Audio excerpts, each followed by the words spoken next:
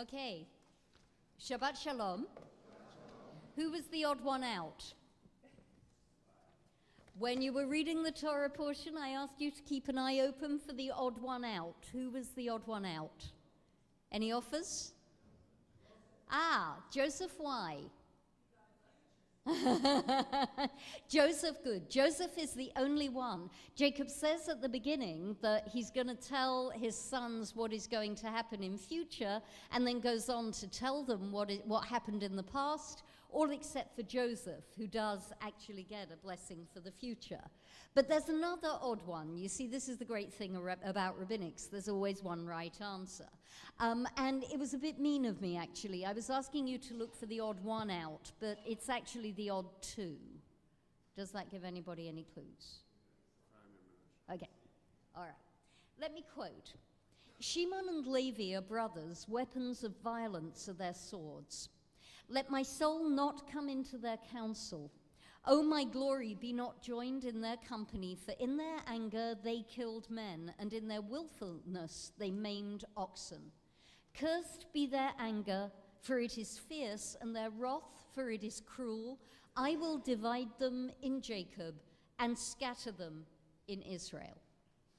Now, all of Jacob's other children do get something, whether it's the past, whether it's the future. He says something nice, but not these two. He even says something nice to his grandchildren, but not these two. It really isn't much of a blessing. In fact, it sounds a lot more like a curse. And it turns out that it's also prophetic. The tribes of Shimon and Levi do indeed become scattered in Israel. You see them both at the beginning of the book of Exodus, which we're going to read next week. They're part of the families who come down into Egypt. And at the census, at the beginning of the book of Numbers, Shimon's descendants are nearly 60,000, 59,300.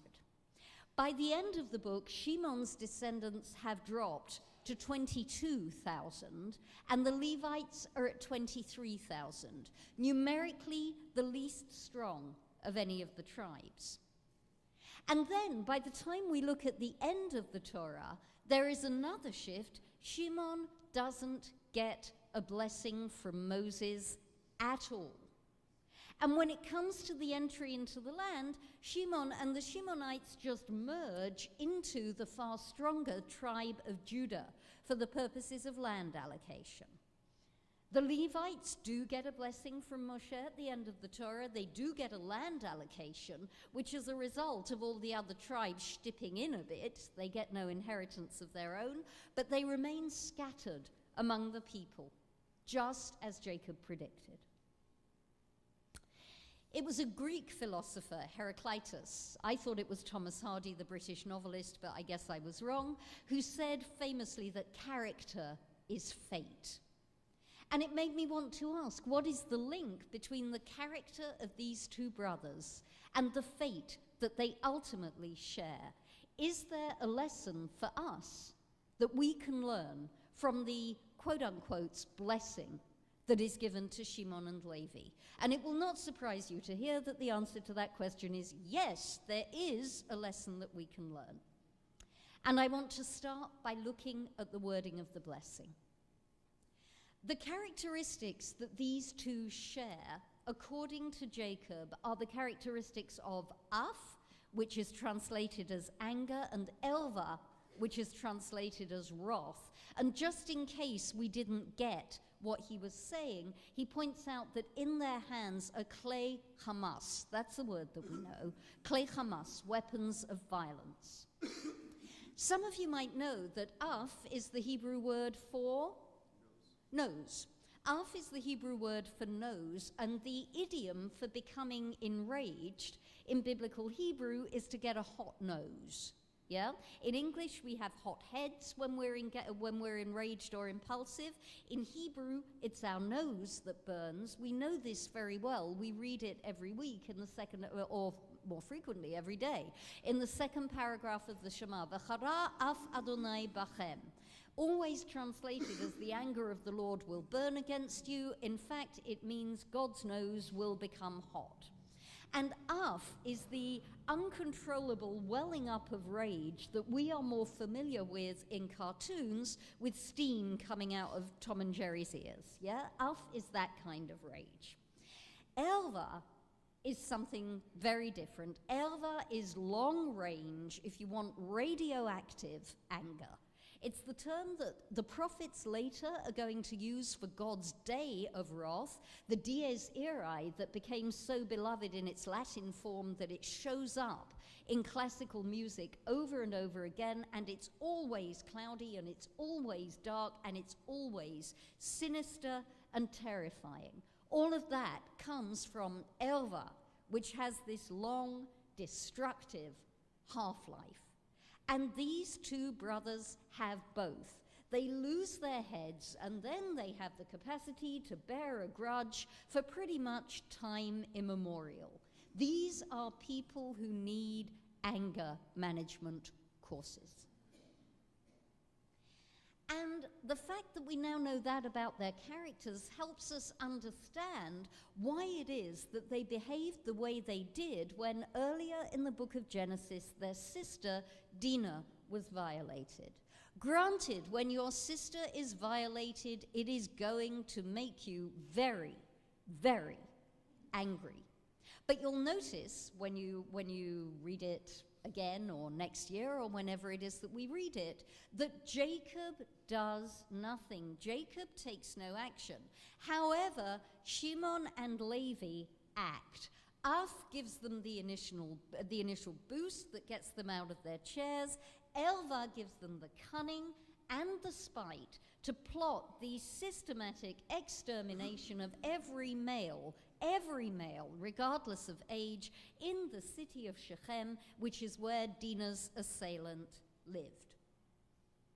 And perhaps then it's no surprise that Jacob says what he says about them.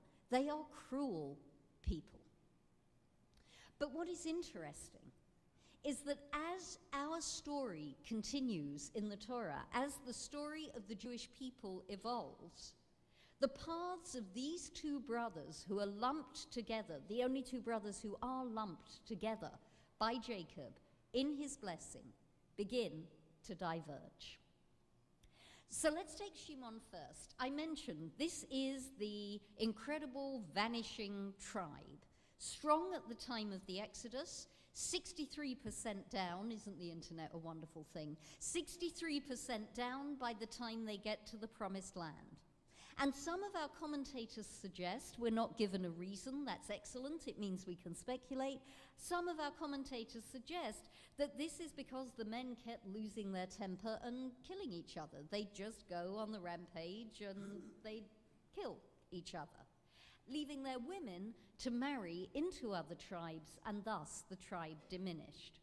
So that by the end of the Torah, they are so numerically weak that they simply end up merged with the tribe of Judah, and that's the last we hear of them. That merger more or less seals their fate. But as we know, it's a different story with the tribe of Levi.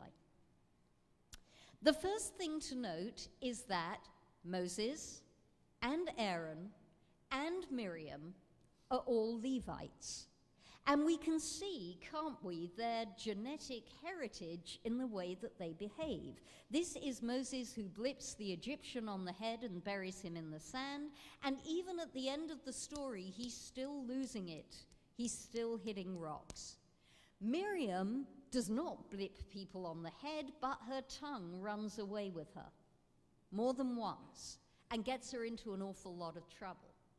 And even Aaron, who our tradition chooses to elect as the great peacemaker, even Aaron can't hold his ground against the demands of the people. He may have conquered his heritage of anger, or it might be that in that constellation he simply wasn't able to be angry with two very angry people around him, and he had to be the nice guy. But nonetheless, his heritage lives on in his impulsiveness and in the impulsiveness of his two sons who die for it.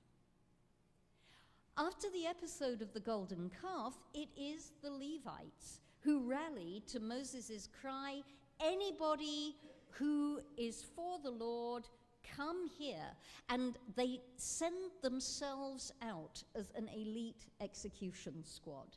They kill 3,000 people on the day of the golden calf.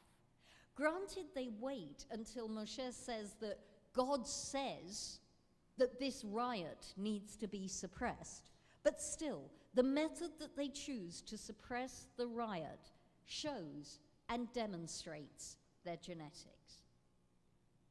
So for the two of these brothers, so far so destructive, until we get to the book of Numbers. And there in the book of Numbers, we have a little cameo of what became of these two. It's a story that we know well, but we might not know that these are the characters. It's the story of Pinchas, Aaron's great-grandson. Here's what happens. A man from the tribe of Shimon goes astray with a Moabite woman, and in defiance of all of the warnings to the contrary, and for reasons known only to him, he chooses to bring her to the entrance of the tent of meeting, right at the time that the people are bewailing a plague that has swept through the whole congregation as a punishment for going astray with Moabite women. Tactless? I think so. Aggressive? Maybe. Passive-aggressive? Maybe. Inadvisable? Definitely. Because you probably know what happens next. Pinchas picks up a spear. The Torah takes care to explain that it is a spear, it's javelin length, and he skewers them both. And there is the anger again, isn't it? And us modern people are uncomfortable with the rights and wrongs of a situation like this. It's an act of overt aggression. Even in the Torah, when Pinchas is rewarded, and he is rewarded for this action, he is given a Brit Shalom, a covenant of friendship with God. Every Torah scroll has a break in the Vav of that letter Shalom, just to convey the ambiguity that comes about when people take the law into their own hands in this way. But overall, this appears to be a course of action that the Torah favors. And I would say, if we want to give him the benefit of the doubt, that at least what we're seeing here is a substantial reduction of the Levite tendency to homicide. Yes, we're down from all of the men of Shechem to 3,000 at the end of the episode of the Golden Calf, and down to these two. Now, I grant you, and it's true, that every human life is a precious life. But if you are hardwired for multiple homicide, in a funny old way, this conveys something of an improvement, where your destructive af and evra, both of which are uncontrollable, have now been transmuted into a fairly primitive form of social action, let's call it. But whichever way, uncomfortable though it is, we are beginning to see a pattern with Levi. The homicide is reducing. And I want to prove that, if I may, by adducing the end of the book of Numbers, which is another indication that the Leviim are beginning to evolve. They're given, as part of their allocation, as part of their land allocation, they're given the 6 cities of refuge. They are the inhabitants of those 6 cities, and you may remember, those are the 6 cities where somebody whose anger has gotten the better of them can run to be safe. Joe Levite every day would get up in the morning and be confronted with the consequences of what happens when you let your passion run away with you. And I want to suggest that Joe Levite and all the other Levites took that lesson to heart. Because you see, by the time that the temple comes about, By the time that the tribe of Shimon is already ancient history, we still see the Leviim. Not just that, the Leviim are an elect class in the population of ancient Israel. Their history of putting up and dismantling the desert sanctuary is translated into their guardianship of the temple itself. And not only that, they don't just clean and schlap, but day after day, they stand in groups on each side of the temple. It's all described in the Talmud, in antiphonal choirs, and they sing. That becomes their inheritance. The Levites become the singers of Israel. And so compelling is this idea of singing Leviim that we still remember them in every prayer service. Hayom Yom Shabbat Kodesh, we said this morning. Today is the Holy Shabbat. Shebo Hayu HaLeviim Omrim Bevet HaMikdash, on which day the Levites used to sing in the temple. And every day, we sing the psalms that they sang. And here's another proof. Any Shimonites in the room? Leviim and Kohanim, would you please stand up? There they are. Thank you. Today, even now, we identify the descendants of this tribe, its priestly section, the Kohanim, and those singers in the temple, the Leviim. And they appear to have transmuted their destiny completely. They alone, among the 12 tribes, are still recognizable. They have conquered their Yetzer Hara, their tendency towards violence. And all of that passion, all of that Ath and Evrah, are now directed into community service and to singing for the benefit of all. The Kohanim in certain congregations still bless the people, and before they do so, the Leviim wash the hands of the Kohanim, and in some congregations they also wash their feet, purifying, enabling, serving the greater constituency of the Jewish people. Shimon's anger, his genetic heritage, brought about his own extinction. Levi's anger is transmuted into creativity. Shimon brought about a curse. Levi brings about a blessing. So what do we learn? I said we'd learn something. What did we learn? The first thing that we learned is that we don't follow Greek philosophy. Heraclitus said that character is fate. But the Levites say, no, not necessarily so. It doesn't mean that we are free to be self-indulgent. The way that we are born, the tendencies that we are born with, do not necessarily have to define us when we are grown-ups. Secondly, it says something about the tendency that each and every one of us has to being angry.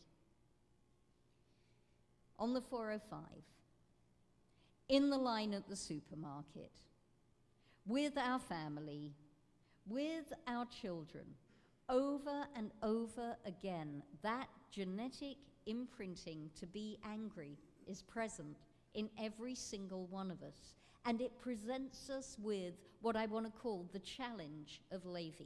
That substantial spiritual challenge of what are we going to do with those feelings in order to create good. Now that is not only another sermon, that is a lifetime spiritual practice. Every spiritual tradition, and Judaism is no exception, contains practices and exercises and advice to address our natural tendency to be enraged. You'll find it in the back of Rabbi Rami Shapiro's book, where he quotes Ramban's Igeret HaMusar, Ramban, the 12th century mystic, saying that the worst of all human tendencies, the one that most gets in the way of a rich spiritual life, is rage, so deal with it. The Hasidim have developed multiple prayer techniques. I was reading about this over the break. It is possible to set up your own spiritual practice whereby you fine yourself if you let yourself get too angry. Can be done and apparently very effective. So let us think, as we take the lesson of Shimon and Levi to heart, let us think about how much anger we generate or encounter every day.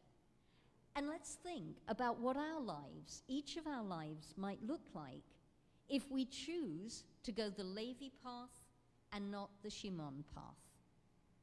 Next time you're in the line at the supermarket, next time you're stuck on the 405, next time something gets under your skin, say to yourself, Shimon or Levi, and remember that you have a choice. You always have a choice as to what to do with those feelings. So that curse that Jacob gives his sons turns out, in a roundabout and backdoor way, to be a blessing after all. If we take it to heart, if we acquire it, there is a blessing for Shimon and Levi, not just for Jacob's sons, but for all of us. Shabbat Shalom.